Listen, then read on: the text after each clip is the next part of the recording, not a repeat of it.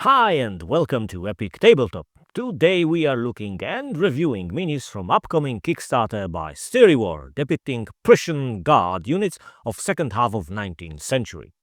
We will also cover some actual historical background for these to get you going.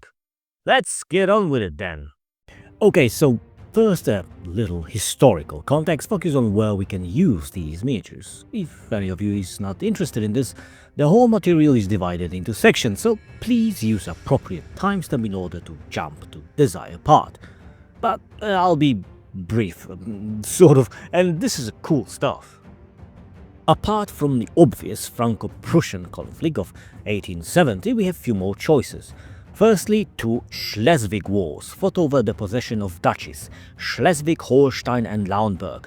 Main reason for the conflict was that mentioned lands, while ruled by the King of Denmark, were strongly Germanized and most of its populace came to identify with so-called German question.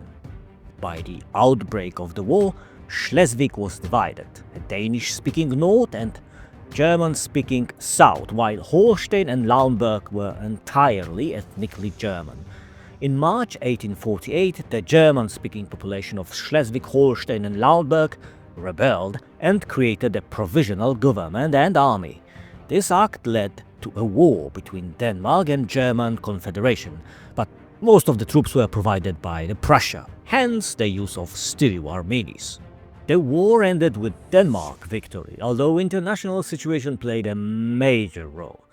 I encourage everyone to read about this, but to summarize, Russia was clearly hostile and threatening toward Prussia, while France and Great Britain were leaning strongly toward Denmark. And even Austria was not sympathetic, leaving Prussia in diplomatic isolation. London Protocol that was signed to end the war did not resolve the underlying issue of the conflict. Therefore, the Second Schleswig War of 1864, which broke out because Denmark violated the London Protocol. That is a simplification of the whole affair, but it is true.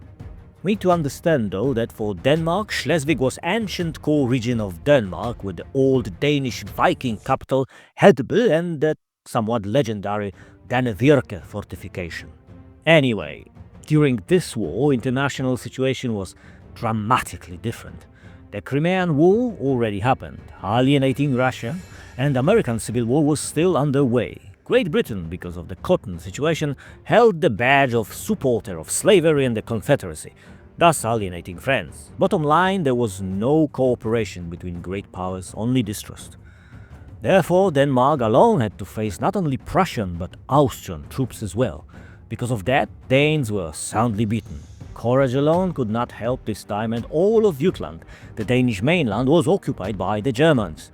In the end, Denmark signed peace settlement, which cost Danish monarchy 40% of its land area and reduction in population by approximately 1 million, which was about 38% of the whole Denmark population. Under the Dasten Convention, victors of the war, Prussia and Austria took over the respective administration of Schleswig and Holstein, which pretty much 18 months later led to Austro-Prussian War, as the conflict is known.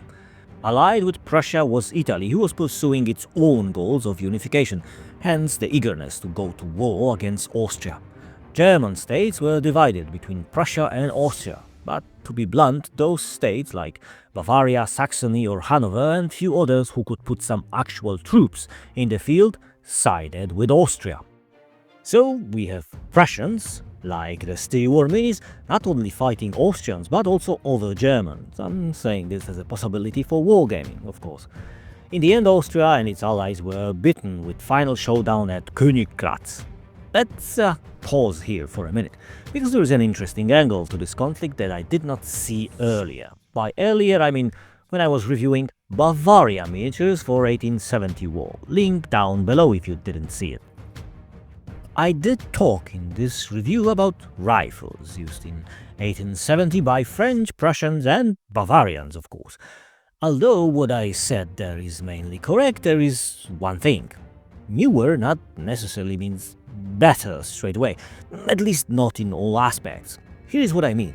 Austrians in 1866 used the Lawrence rifle model 1854, which was muzzle-loading rifled musket, outclassed by Prussian Dreyers and needle gun, fast-firing, much more modern breech-loading rifle. Yet Austrian Lawrence rifle was capable of accurate fire at much greater distance, utilizing a compression system that allowed the bullet to form to the rifling. Unfortunately, Austrian attack doctrine, Stoßtaktik, mainly relied on closing with the enemy in dense formation and charging with bayonets after few salvos. And that was very convenient for the Prussians, one might say. Dreyer's rifle could produce a torrent of fire, especially when shooting at a dense crowd from a close range that required little to no aiming. Listen, I'm not trying to say that if Austrians would use superior range of their older weapon more, war would go differently. It's not as simple as that. What I'm trying to say is that superior weapon does not win a war by itself, and the Austrians were not in a losing position in this war from the outset. Prussians, though, understood their main weapon and had a tactic to go with it, moving fast, moving in more dispersed groups, using terrain as cover, closing in with the enemy and then using their rifle superior rate of fire. My point is even more relevant when we apply it to the Franco-Prussian War of 1870, when it was Prussians' turn to have inferior rifle. Yet again, their opponent demonstrated lack of proper tactic to utilize superb chassepot rifle and somewhat groundbreaking grandfather of today's minigun that French army possessed. So, this is how we get to the last conflict I wanted to mention, and that is, of course, Franco-Prussian War. I think everyone knows how it turned out. France was beaten and thus German wars of unification came to a close. For the mentioned conflict, Stiriwar minis are as good as you can get. Now about the minis themselves. The actual uniform depicted on them should be dated up to 1866, which is the year of Austro-Prussian War. The difference between this uniform and a later one, worn in 1870 Franco-Prussian War, would be the color. After 1866 it became visibly lower and entirely red. Well, the thing is that when I say visibly in this regard, I would mean real life or scales bigger than 28mm. In 1/56 scale, I think we can disregard this difference and use these superb minis throughout the period of 1848, which is the starting year of the First Schleswig War, up until 1871, which is obviously the year when Franco-Prussian War ended. I mean, you can extend the use of the uniform, but bear in mind that since that date we have Imperial German Army, not the Prussian Army, so the standardization among all the former states is in place. Still, it will take a long time for all those changes to happen, and as usual, such changes, they appear gradually.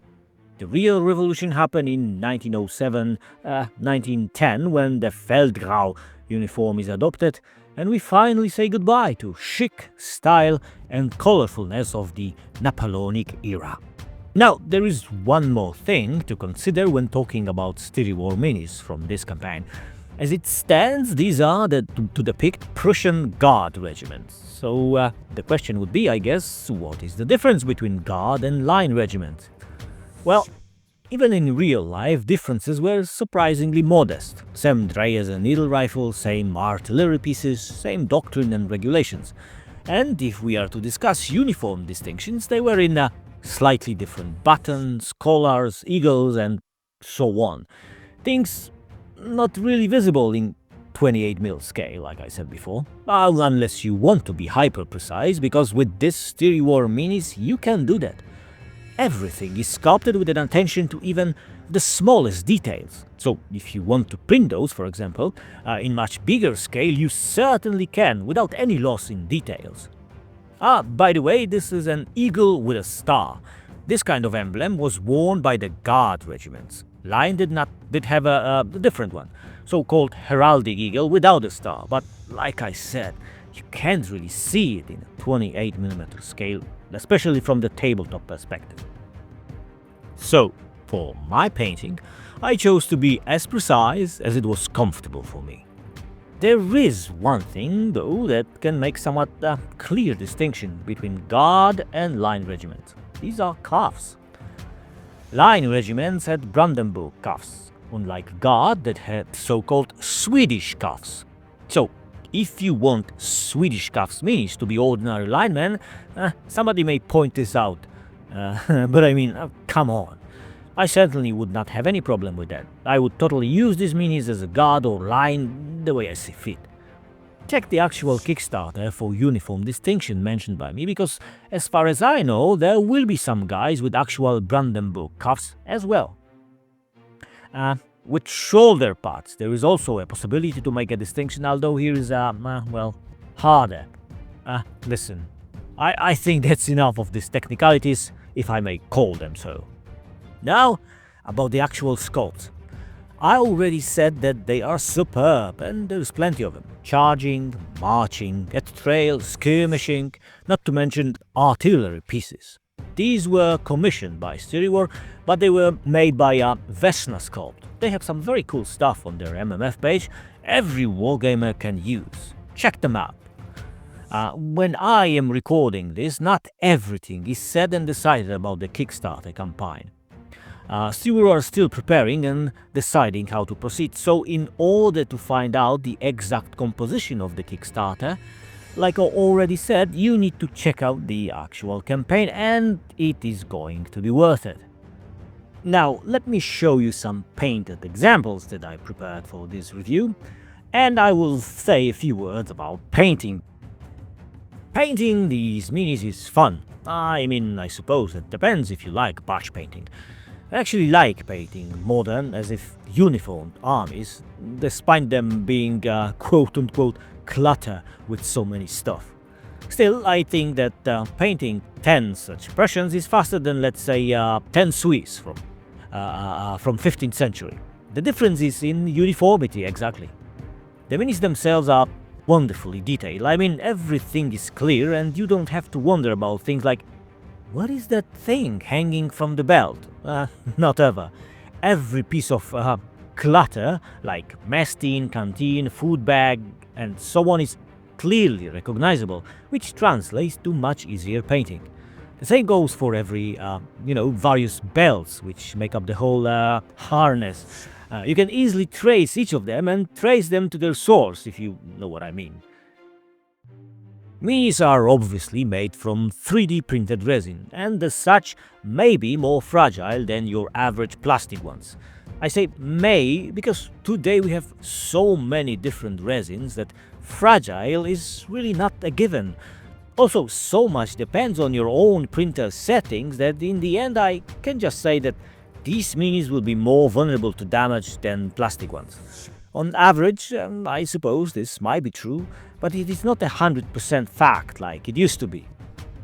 Other than that, I really love painting 3D printed resin minis. I would say that paint sticks to them the best from all other materials. And because of slight texture to the resin, they are great for dry brushing, much better than plastic, in my opinion. I decided to base my Prussians for Eagles of Empire game. I mean, kind of. I made the round bases a bit bigger than recommended in the rules, so I can have my guys based individually as well on 20mm bases. Just in case I want to play any other system like Men Who Would Be Kings, with single mini basing, or something big like Paris, Valor and Fortitude. This is a squad in Eagles of Empire game realities. I made another one, because two of these form a section, and this gives you an opportunity to fill the command base with standard bearer.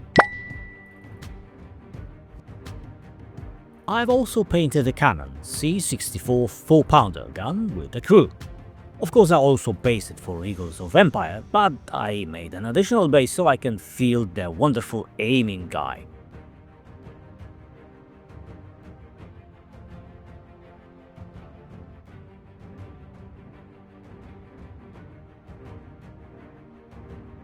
I really like how these minis look on round multi-bases. I think I will rebase my Bavarians to support Prussians in the battles to come.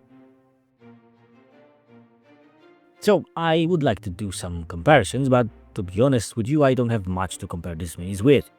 Obviously, I have superb Bavarians from Bavaria Miniatures, and these are of course ideal match, style and size-wise. Naturally, it would be great if I could check these against Perry 1870 miniatures. Sadly, I don't have any. Although I do have some other Perry minis, like Civil War Americans who are from the same time period, mind you. They seem to be tad smaller. On the other hand, Perry British from the American Revolution seems very similar. So I would think that Perry's 1870 French would be a good enough match as an opposition against Stiriwar Prussians, considering that they would not serve in the same regiments anyway. That's it for today. I hope you enjoyed this whole program. Let me know in the comments if you are actually interested in this historical background I'm usually making for this kind of review, because, well, it takes some time to put them together, but if no one is watching, well, what's the point then? Anyway, take care and till next time. Cheers!